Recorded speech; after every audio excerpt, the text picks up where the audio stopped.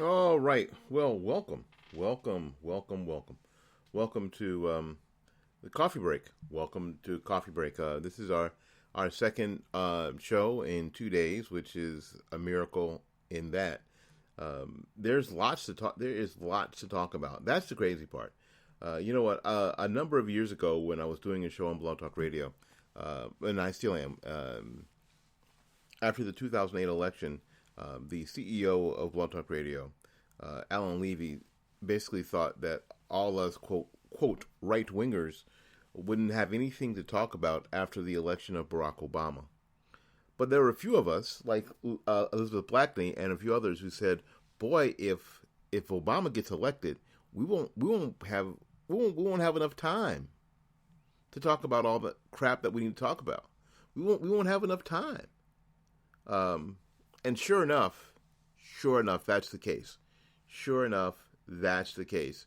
And yesterday was another brilliant example of how this stuff never, ever, it ever stops. How the left continues to advance, and how this stuff never stops. And what's most amazing to me, frankly, is the number of people who really, for some reason or another, or seem surprised by it, seem shocked, seem mystified by it. You know, I did a Facebook Live video last night on my before I got my car and drove home. The sense yesterday was the same sense I got after the OJ verdict, after the Casey Anthony verdict. You know, that's the same sort of sense. People were like, "Well, how could this happen? Oh my God, there was so much evidence. How could this happen?" Well, because the person, and it's interesting, the Clintons are getting a lot of credit in all of this for being the Teflon Clintons and being corrupt and blah blah blah. But you know who's not getting any attention here? Barack Obama. Barack Obama's not getting a lick of attention here. Nobody's looking at Barack Obama. Nobody is looking at Barack Obama. Nobody. Nobody's looking at Barack Obama and saying, you know what, there may be something here. This guy is, people forget, or seem to forget anyway, that Barack Obama is the president of the United States. I just can't believe that there's little that goes on in the Capitol, in the White House, in all the important places in the State Department that he doesn't know about. I just can't believe, I just will not buy that a lot of stuff happens and he's not aware of. That when he says that, "Oh, I was watching TV and I found out the same time that you found out." Oh, that's bullcrap. You're the freaking president. Basically, there are people whose job is to make sure they tell you stuff. It's their job. It's their only function in life, is to make sure that they tell you stuff. So please, President Obama, stop telling me that you found out by watching NBC News the same time I did about anything. The fact of the matter is that we saw a little bit of breakdown in that this past weekend when the president said that he would be campaigning with Hillary Clinton. Well, everybody also knew that this report from the FBI was coming out on Tuesday, and he said during the weekend that he'd be campaigning with her. So what? He didn't know that this was going to happen? What he was going to campaign with her, and basically she was going to be indicted that very same week. That was actually going to happen. That would make Obama look like an idiot. And what he doesn't like to do is look like an idiot. So he knew that this was coming down the pike. As a matter of fact, everybody knew. Let's just put on our big boy pants and look at the situation. The meeting on the tarmac with Lynch and Bill Clinton was the passing of the information that everything was going to be okay. That Lynch basically said that she would agree to whatever the FBI came up with. that she was in effect recusing herself, that she would agree with whatever they came up with? Oh, who didn't see the fix was in? The fix was in, and I told you on every platform that I have that this wasn't going to happen. That this whole Hillary Clinton being indicted, being frog marched off in an orange jumpsuit was just some conservative wet dream. That was never going to happen. And if the Republicans and Donald Trump were using that as a strategy to win this presidential election, then they were barking up the wrong tree and they were wasting time and they were going to lose in November. They were going to freaking lose. Because that was never going to happen. There's no way that Barack Obama was going to let that happen. There was no way that Loretta Lynch would sell out her president that way. There was no way that was going to happen. You know, we did an interview with Colonel Jim Warshuk, retired Air Force, and he had worked in the Pentagon and worked closely with the Joint Chiefs, and basically said that if she got indicted, this would be an indictment on the president. He hired her. He brought her on. So any wrongdoing that she's accused of, he's got to own up to. He's got to answer the question, what did you know and when did you know it? And he's not interested. He's not interested at all in answering that question. No, he's not up for election, but he's not interested in answering that question.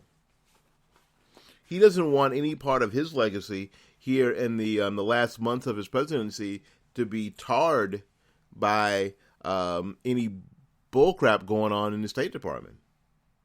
Frankly, because he doesn't care enough. He doesn't give a crap. He doesn't care. So the idea is that whatever he has to do to make sure that everything runs smoothly from now to the end of his presidency, and if he can get a third term through Hillary Clinton, then that's bonus. If he can get a third term through Hillary Clinton, that's bonus. Please stop thinking that somehow Hillary Clinton and Barack Obama are now allies and friends. No, they're not allies and friends. They've never been allies and friends, but they both see the benefit of each other's position and are willing to use that to further their own. We're going to go over a little bit of the FBI director's statements, because there are 3 or 4 points that I find absolutely positively amazing.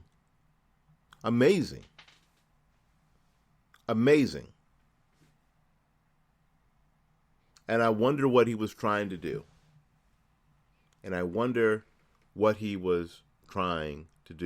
And we'll do that right after these messages. Thanks for coming to Coffee Break. Listen, this show would not be possible if it weren't for our affiliate partners. If it wasn't for people like Gary Knight at New Homes Tampa Bay. If it weren't like Kevin Batts at theredriverchronicle.com. So, it is getting near the end of the month, so let's talk about the Red River Chronicle. The Red River Chronicle is a website that is full of fantastic conservative articles, conservative educational tools. I think that's the coolest thing.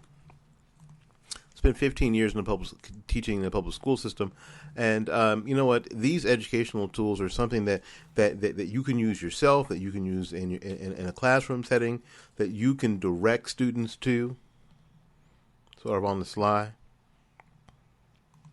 Because it's, frankly, I think the battle is just like that. If you're working in the the public school system, and you're in a social studies classroom.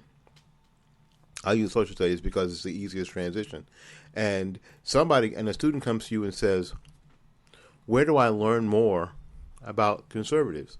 Well, the very first place you should send them is not townhall.com, is not the Rush Limbaugh site, or even the Willie Lawson show necessarily. You need to send them right to the redriverchronicle.com.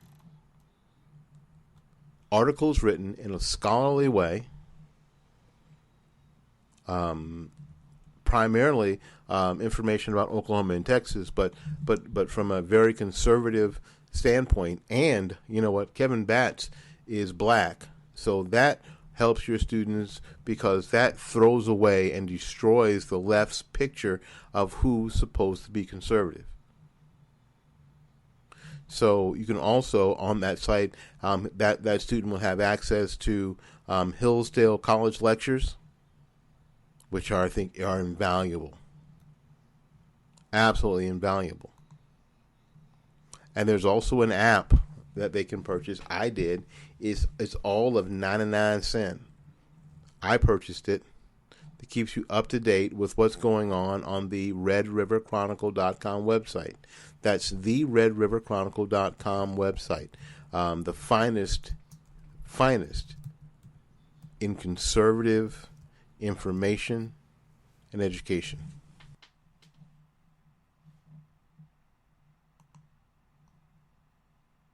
You're tired of the cold? You're tired of the taxes?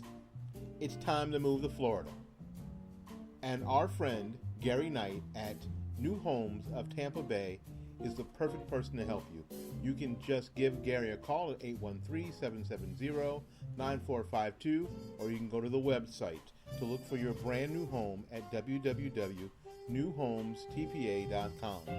Move to Florida. It's about time.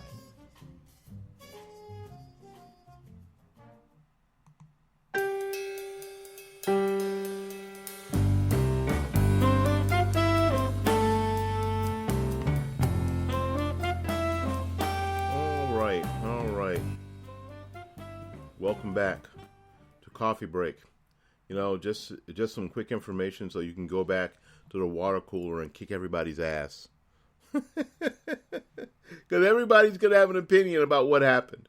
There's going to be a lot of people who are saying, well, you know what, they did all this investigation and they didn't come up with anything, blah, blah, blah, blah, blah, blah, blah, blah, blah. Well, the fact of the matter is that those are the people who didn't listen to what the FBI director actually said. All right, let's back up. I'm going to pull some of these statements, and I hope that we're able to talk about them in context. There you go. It is likely. This is one of the statements from the FBI director. It is likely that other work-related emails that did not produce to the state, and that they didn't produce to the State Department, and that we did not find them elsewhere, and that they're now gone because they deleted all emails that they did not return to the State Department, and the lawyers cleaned their devices in such a way to preclude complete forensic recovery. Okay, here's what happened. There were some emails that were deleted, and that the lawyers deleted, and they were deleted off their devices in such a way to prevent, make impossible for them to be recovered. So, the Clinton attorneys deleted some emails that they didn't return to the State Department and made sure that they couldn't be recovered. Is that in violation of how some of this material should have been handled in the first place? Is that in violation of how this material should have been handled in the first place? It seems to me that that's in violation. Well, you say, well, why? How is that in violation? Because I'll go back and read some of the statement. See, I don't have to put something. I don't have to fill in the gaps. I just have to read what they said. I have to just tell you what the hell they said. That's all I have to do. Let's see here, and I'm gonna make sure I get it. Give me just a second here. All right, we're almost there. We're almost there. There was, because there are statutes. There are statutes that have to do with how this information should be handled. There are federal statutes on how this information is supposed to be handled, and in the and even in the FBI director's viewpoint, they should have known. This is what else he said. Although we did not find clear evidence that Secretary Clinton or her colleagues intended to violate the laws governing the handling of classified information, there is evidence that they were extremely careless in their handling of very sensitive, highly classified information. The law doesn't say anything about intent. Now, what's happening is a bunch of talking heads were on the radio this morning and will be on TV for the remainder of the afternoon, and all the Clinton News Network, that's all the media that you normally see, and what they'll be continuing to say was they didn't mean it. There wasn't any intent, but that doesn't have a damn thing to do with anything. This is what you tell the folks at the water cooler today, that intent is not part of the law. And since when is it in part of the law? If you're speeding down the expressway 15 miles over the speed limit, and because you were listening to the radio, and or you have a nice car and you just didn't realize how fast you were going, you didn't intend to speed, but when they pull your ass over and start writing you a ticket, you can't tell the officer, "Oh, I'm sorry, I didn't know how fast I was going. I didn't intend to speed."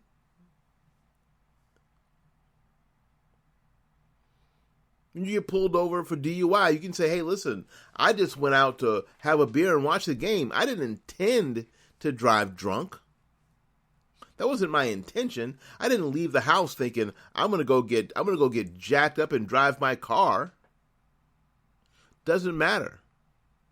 Somebody in a local radio station today brought up the example of murder versus manslaughter. Manslaughter is basically says that you're responsible through your gross negligence. But there's still a penalty for manslaughter. You can still go to jail for manslaughter because you were negligent. The FBI director said that Hillary Clinton and her staff at the State Department were negligent.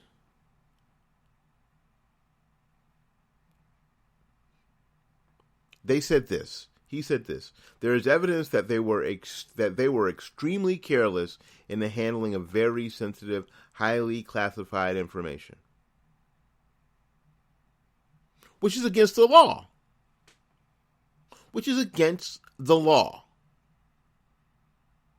You can't be careless.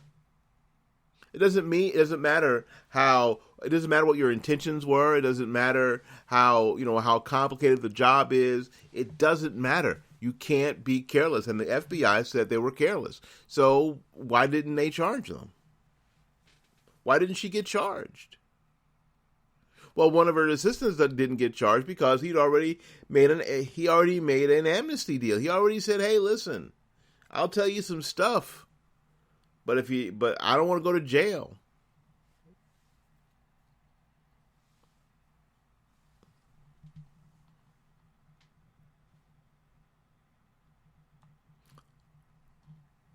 Hillary, you know what? Let's go back. The cook, what's her name? Martha Stewart. Martha Stewart went to jail because she lied to the FBI. She lied to the authorities. She lied to the feds. And that's why she went to jail. She didn't go to jail for insider trading. She went to jail because she lied to the feds. That's why she went to jail. Now, Hillary Clinton, which I told you weeks ago, was not going to get indicted. And for all the reasons we've already talked about, said that she didn't send any classified email over her on that server. She said she didn't do it. Here's what the FBI director said yesterday. From the group of 30,000 emails returned to the State Department, 110 emails in 52 email chains have been determined by the owning agency to contain classified information at the time they were sent or received. 8 of those chains contained information that was top secret at the time they were sent. 36 chains contained secret information at the time, and 8 contained confidential information, which is the lowest of classifications. Separate from those, about 2,000 additional emails were up-classified to make them confidential. The information in those had not been classified at the time the emails were sent.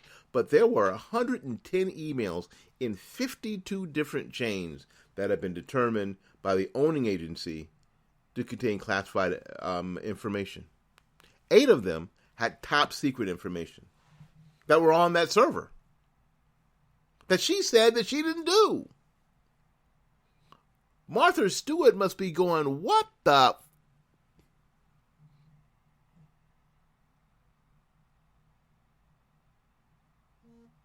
Has a lot to do, has an awful lot to do with somebody that nobody's talking about. And that's Barack Obama. That's Barack Obama. Barack Obama is truly not interested in having his legacy besmirched by this. He's not. He doesn't care enough that, first of all, this woman was doing this thing with this email server. He's probably going, what the heck is that all about? Well, that ain't going to fall back on me. And anything he could do to make sure that didn't happen, Barack Obama did. And what Barack Obama did was make sure that Loretta Lynch there's no way that he was going to be prosecuted. And so the fix was in. The FBI knew that their charges were, that was going nowhere. And after Loretta Lynch said, and she said, listen to me, she said that she would abide by whatever decision the FBI made. After stonewalling all those months, after obfuscating all those months, she suddenly woke up one morning and said, whatever they decide, I'll go with. Why did she do that? Because she already knew what the hell they were going to do. So now she can Pontius Pilate her way out of it. She can say, see, I'll just go by whatever they said. I'll go by their recommendation. That's all I have to do. I've washed my hands of it. So people are asking the question, do they think that we're that stupid? Well, you know what? We are that stupid. Because a lot of this, we're probably going to talk about this for a few days, but a lot of this will be swept under the rug and will go away by next Monday.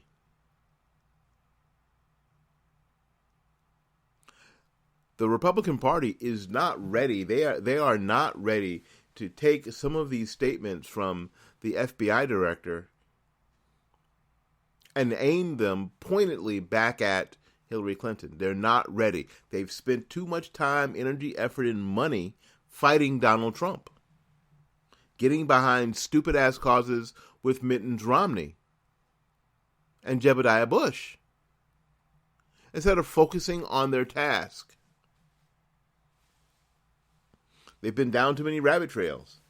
They don't have the again, energy, effort, or dollars even to take some of these statements last night, what they should have been doing yesterday afternoon, they should have been taking these statements and forming very pointed commercials at Hillary Clinton so they could run them all night to night and all day to day and both all day Saturday and all day Sunday during the Sunday shows.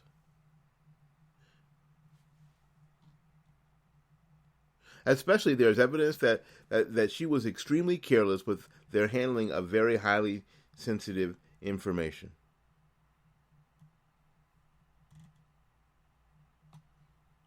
Some of these commercials write themselves. But they've been too busy fighting Trump.